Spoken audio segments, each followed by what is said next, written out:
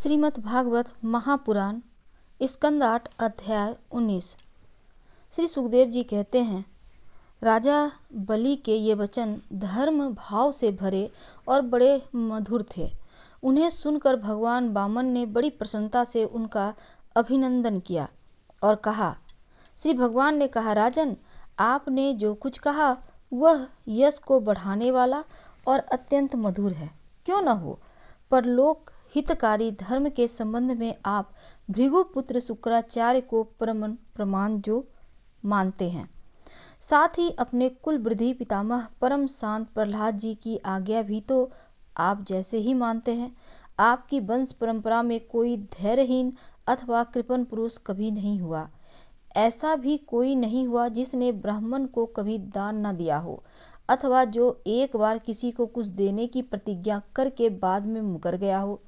दान के अवसर पर याचकों को याचना सुनकर और युद्ध के अवसर पर शत्रु के ललकार पर उनकी ओर मुंह मोड़ लेने वाला कायर आपके वंश में कोई भी नहीं हुआ। क्यों न हो, आपकी कुल परंपरा में प्रहलाद अपने निर्मल यश से वैसे ही शोभायमान होते हैं जैसे आकाश में चंद्रमा। आपके कुल में ही हिरण्याक्ष जैसे वीर का जन्म हुआ था, और वह वीर जब हाथ में गदा लेकर अकेला ही दिग्विजय के लिए निकला, तब सारी पृथ्वी में घूमने पर भी उसे अपनी जोड़ का कोई वीर ना मिला। जब विष्णु भगवान जल में से पृथ्वी का उद्धार कर रहे थे, तब वह उनके सामने आया और बड़ी कठिनाई से उन्होंने उस पर विजय प्राप्त की, परंतु उसने बहुत बाद भी उन्हें बार बार हिरण्याक्ष की शक्ति और बल का स्मरण हो जाया करता था, और उसे जीत लेने पर भी वे अपने को विजयी नहीं समझते थे। जब हिरण्याक्ष के भाई हिरण्यकशिपु को उनके वध का वृतांत मालूम हुआ, तब वह अपने भाई का वध करने वाले को मार डालने के लिए क्रोध करके भगवान के निवास स्थान वैकुंठ धाम में पहुंचे। विष्णु भगवान माया रचने वालों में सबसे बड़े हैं और समय को खूब पहचानते हैं। जब उन्होंने देखा कि हिरण्यकशिपु तो हाथ में शूल लेकर काल की भांति मेरे ही ऊपर दावा कर रहा है, तब उन्होंने विचार किया, जैसे संसार के प्राणियों के पीछे मृत्यु लगी रहती है, वैसे ही मैं कहाँ जाऊंगा, वहीं वहीं यह मेरा पीछा करेगा, मैं जहाँ जहाँ जाऊंगा। इसलिए मैं इसके हृदय में प्रवेश कर जाऊं, जिससे यह मुझे देख ना सके, क्योंकि यह तो बहिर्मुख है, बाहर की वस्तुएं ही देखता है। असुर शिरोमणि जिस समय हिरण्यकशिपु उन पर झपट रहा था, उसी समय ऐसा निश्चय करके हर्ष से कांपते हुए विष्णु भगवान अपने शरीर को सूक्ष्म बना लिया और उसके प्राणों के द्वारा नासिका में से होकर हृदय में जा बैठे। हिरण्यकशिपु ने उनके लोक को भली भांति छान डाला, परंतु उनका कहीं पता न चला। इस पर क्रोधित होकर वह सिंहनाद करने लगा। उस वीर ने पृथ्वी, स्वर्ग, दिशा, आकाश, पाताल और समुद्र सब कहीं विष्णु भगवान को ढूंढा, परंतु वे कहीं भी उसे दिखाई नहीं दिए। उनको कहीं न देखकर वह करने लगा, मैंने सारा जगत छान डाला, परंतु वह नहीं मिला। अवश्य ही वह भातृघ्राती उस लोक में चला गया जहाँ जाकर लौटना फिर नहीं होता। बस अब उससे बैर भाव रखने की आवश्यकता नहीं है, क्योंकि बैर तो देह के साथ ही समाप्त हो जाता है। क्रोध का कारण अज्ञान है और अहंकार से उसकी वृद्धि होती है। राजन, आपके पिता प्रहलाद नंदन विरोचन बड़े ही ब्राह्मण भक्त थे, यहाँ तक कि उनके शत्रु देवताओं ने ब्राह्मणों का वेश बनाकर उनसे उनकी आयु का दान मांगा, और उन्होंने ब्राह्मणों के छल को जानते हुए भी अपनी आयु दे दी। आप भी उसी धर्म का आचरण करते हैं जिसका शुक्राचार्य आदि गृहस्थ ब्राह्मण, आपके पूर्वज प्रहलाद और दूसरे यशस्वी वीरों ने पालन किया है। दैत्येंद्र, आप मुँह मांगी वस्तु देने वाले श्रेष्ठ हैं। इसी से मैं आपसे केवल थोड़ी सी पृथ्वी केवल अपने पैरों से 3 डग मांगता हूँ। माना कि आप सारे जगत के स्वामी और बड़े उदार हैं, फिर भी मैं आपसे इससे अधिक नहीं चाहता। विद्वान पुरुष को केवल अपनी आवश्यकता के अनुसार ही दान स्वीकार करना चाहिए, इससे वह प्रतिग्रहजन्य पाप से बच जाता है। राजा बलि ने कहा, ब्राह्मण कुमार, तुम्हारी बातें तो वृद्धों जैसी है, परंतु तुम्हारी बुद्धि अभी बच्चों की सी है। अभी तुम हो ही तो बालक ही ना, इसी से अपना हानि लाभ नहीं समझ रहे हो। मैं तीनों लोकों का एकमात्र अधिपति हूँ और द्वीपों का द्वीप तुम्हें दे सकता हूँ। जो मुझे अपनी वाणी से प्रसन्न कर ले और मुझसे केवल 3 डग भूमि मांगे, वह भी क्या बुद्धिमान कहा जा सकता है? ब्रह्मचारी जी, जो एक बार कुछ मांगने के लिए मेरे पास आ गया, उसे फिर कभी किसी से कुछ मांगने की आवश्यकता नहीं पड़ती। अतः अपनी जीविका चलाने के लिए तुम्हें जितनी भूमि की आवश्यकता हो, मुझसे मांग लो। श्री भगवान ने कहा, राजन, संसार के सब प्यारे विषय एक मनुष्य की कामनाओं को भी पूर्ण करने में समर्थ नहीं है, यदि वह अपनी इंद्रियों को बस में रखने वाला संतोष ना हो। जो 3 पग भूमि से संतोष नहीं कर लेता, उसे 9 वर्षों से युक्त एक द्वीप भी दे दिया जाए तो वह संतुष्ट नहीं हो सकता, क्योंकि उसके मन में 7वें द्वीप पाने की इच्छा बनी रहेगी। मैंने सुना है कि पृथु, गय आदि नरेश 7 द्वीपों के अधिपति थे, परंतु उतने धन और भोग की सामग्रियों के मिलने पर भी तृष्णा का भार ना पा सके।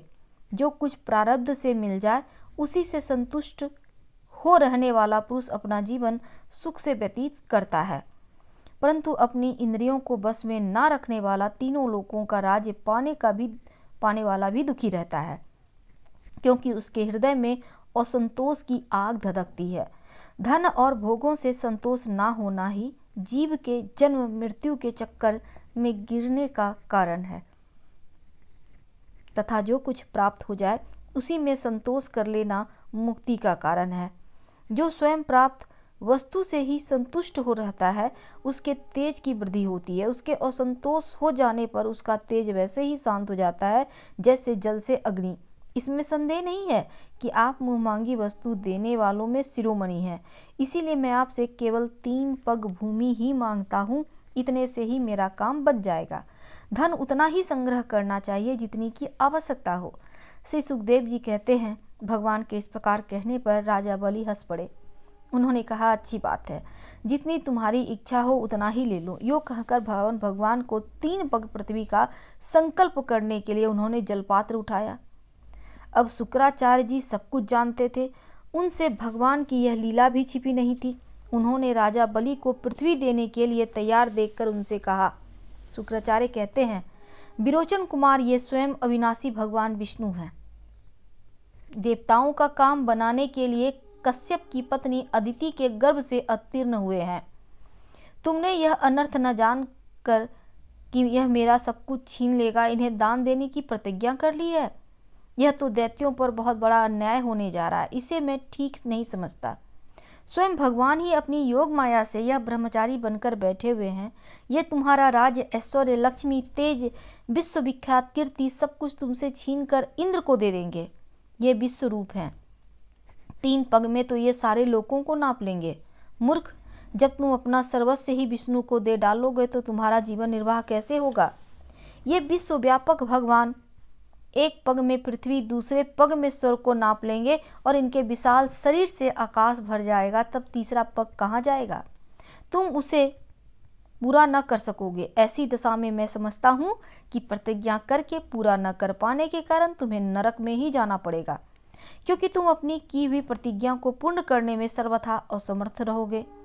विद्वान पुरुष उस दान की प्रशंसा नहीं करते जिसके बाद जीवन निर्वाह के लिए कुछ भी ना बचे। जिसका जीवन निर्वाह ठीक ठाक चलता है, वही संसार में दान, यज्ञ, तप, परोपकार कर्म कर सकता है। जो मनुष्य अपने धन को 5 भागों में बांट देता है, कुछ धर्म के लिए, कुछ यश के लिए, कुछ धन को अभिवृद्धि के लिए, कुछ भोगों के लिए और कुछ अपने स्वजनों के लिए, वही इस लोक और परलोक दोनों में सुख पाता है। असुर शिरोमणि, यदि तुम्हें अपनी प्रतिज्ञा टूट जाने की चिंता है तो मैं इस विषय में तुमसे कुछ ऋग्वेद की श्रुतियों का आशय सुनाता हूँ, तुम सुनो। श्रुति कहती है, किसी को कुछ देने की बात स्वीकार कर लेना सत्य है और नकार जाना अर्थात अस्वीकार कर देना असत्य है। यह शरीर एक वृक्ष है और सत्य इसका फल फूल, परंतु यदि वृक्ष ही ना रहे तो फल फूल कैसे रहेंगे? क्योंकि नकार जाना अपनी वस्तु को दूसरे को ना देना, दूसरे शब्दों में अपना संग्रह बचाए रखना है। यही शरीर रूप वृक्ष का मूल है। जैसे जड़ ना रहने पर वृक्ष सूख कर थोड़े ही दिनों में गिर जाता है, उसी प्रकार यदि धन देने से अस्वीकार न किया जाए तो जीवन सूख जाता है, इसमें संदेह नहीं है। हाँ मैं दूंगा, यह वाक्य ही धन को दूर हटा देता है, इसीलिए इसका उच्चारण ही अपूर्ण अर्थात धन से खाली कर देने वाला है। यही कारण है कि जो पुरुष हाँ मैं दूंगा ऐसा कहता है, वह धन से खाली हो जाता है। जो याचक को सब कुछ देना स्वीकार कर लेता है, वह अपने लिए भोग की कोई सामग्री नहीं रख सकता। इसके विपरीत मैं नहीं दूंगा, यह जो अस्वीकारात्मक असत्य है, वह अपने धन को सुरक्षित रखने तथा पूर्ण करने वाला है। परंतु ऐसा सब समय नहीं करना चाहिए। जो सबसे सभी वस्तुओं के लिए नहीं करता रहता, उसकी आप कीर्ति हो जाती है। वह तो जीवित रहने पर भी मृतक के समान ही है। स्त्रियों को प्रसन्न करने के लिए हास परिहास में, विवाह में, कन्या आदि की प्रशंसा करते समय अपनी जीविका की रक्षा के लिए, प्राण संकट उपस्थिति होने पर, गौ ब्राह्मण के हित के लिए तथा किसी को मृत्यु से बचाने के लिए असत्य भाषण भी उतना निंदनीय नहीं होता है। श्रीमद्भागवत महापुराण स्कंद 8 अध्याय 19 समाप्त हुआ।